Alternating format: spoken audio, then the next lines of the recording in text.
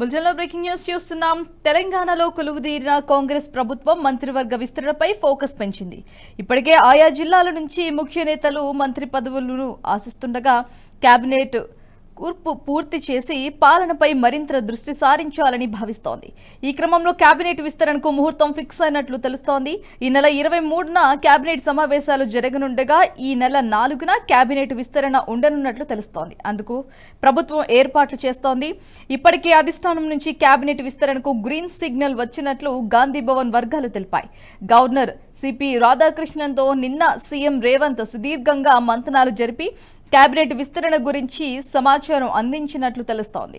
ఇక ఈ నెల 4న అందుబాటులో ఉండాల్సిందిగా కోరారని తెలుస్తోంది. కేబినెట్ విస్తరణతో పాటు అసెంబ్లీ బడ్జెట్ సమావేశాల నిర్వహణపై చర్చించనున్నట్లు తెలుస్తోంది. ఇక రేపు సీఎం రేవంత్ రెడ్డి మరోసారి ఢిల్లీకి వెళ్లనున్నారు. కేబినెట్ విస్తరణతో పాటు శాఖల మార్పు చేపట్టనున్నారు. ఇప్పటికే అధిష్టానంతో రేవంత్ రెడ్డి చర్చలు పూర్తయ్యాయి. రేపు ఢిల్లీలో ఫైనల్ లిస్టుపై కసరత్తు జరగనుంది. ఇక ఫైనలైజ్డ్ కానీ భర్తీలు గురించి అధిష్టాన పెద్దలతో చర్చించి నిర్ణయం తీసుకోనున్నట్లుగా సమాచారం. కోమటిరెడ్డి రాజగోపాల్ రెడ్డి, పి సుదర్శన్ రెడ్డి, వాటికి శ్రీహరి పేర్లు దాదాపు ఖరారు కాగా ప్రేమ్ సాగర్ రావు, వివేక్ ఇద్దరిలో ఎవరిని ఎంపిక చేయాలనే అంశంపై సుదీర్ఘంగా మంతనాలైతే జరుగుతున్నట్లుగా సమాచారం.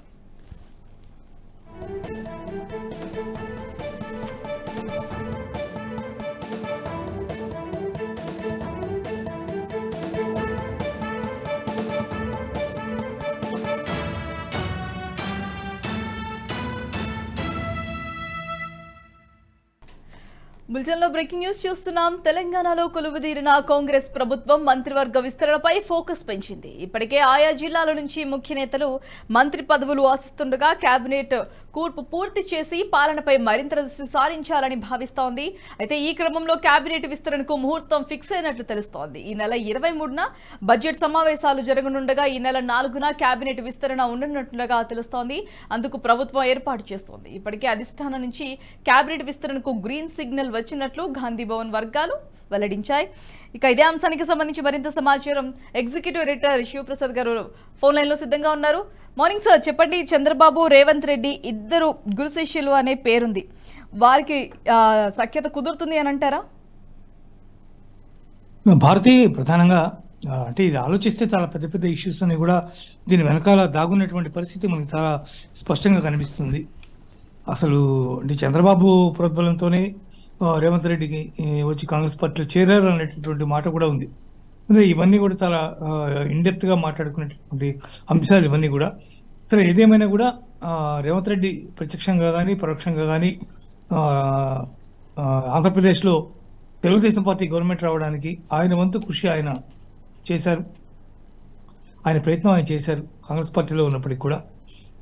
అందువల్ల వాళ్ళిద్దరి మధ్య కూడా సుహృద్భావ వాతావరణంలో చర్చలు సాగేటటువంటి అవకాశం ఉంది.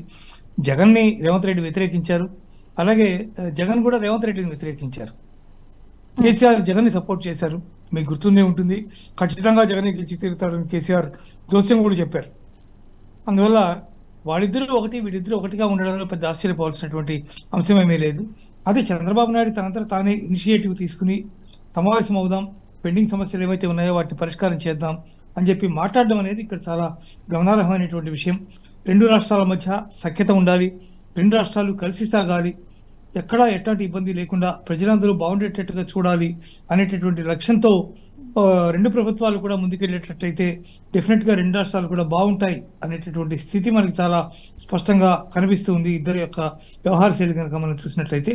అందువల్ల వారిద్దరి మధ్య జరగబోయేటటువంటి 6వ తేదీన జరగబోయేటటువంటి సమావేశం చాలా కీలకమైనటువంటి సమావేశంగా ఉండబోతోంది.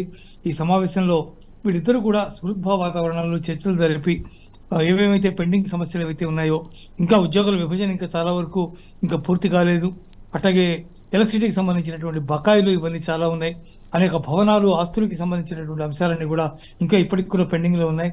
ఇట్లాంటి నేపథ్యంలో అవన్నీ చూసుకొని మాట్లాడుకుని దాని మీద ఒక మంచి నిర్ణయం తీసుకుంటారని చెప్పి భావించవచ్చు. భారతి, అంటే ఏళ్ల తరబడి సమస్యలు అయితే పెండింగ్ లో ఉన్నాయి. ఈ చర్చల ద్వారా అవి సఫలమవుతాయని అంటారా?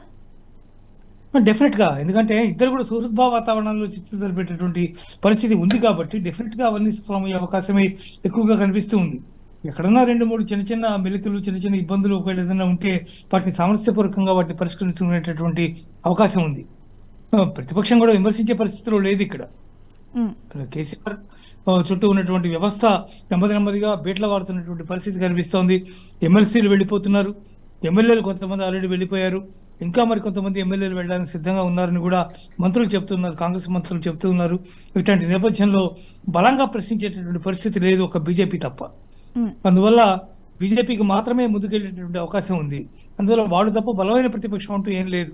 అందువల్ల కాంగ్రెస్ పార్టీ అధికారంలో ఉంది కాబట్టి రేవంత్ రెడ్డి డెఫినెట్ గా ఈ సమస్యల పరిష్కారానికి చంద్రబాబుతో కలిసి కృషి చేస్తారని మాత్రం ఖచ్చితంగా నమ్మొచ్చు Bharathi. Right sir, thanks for the update.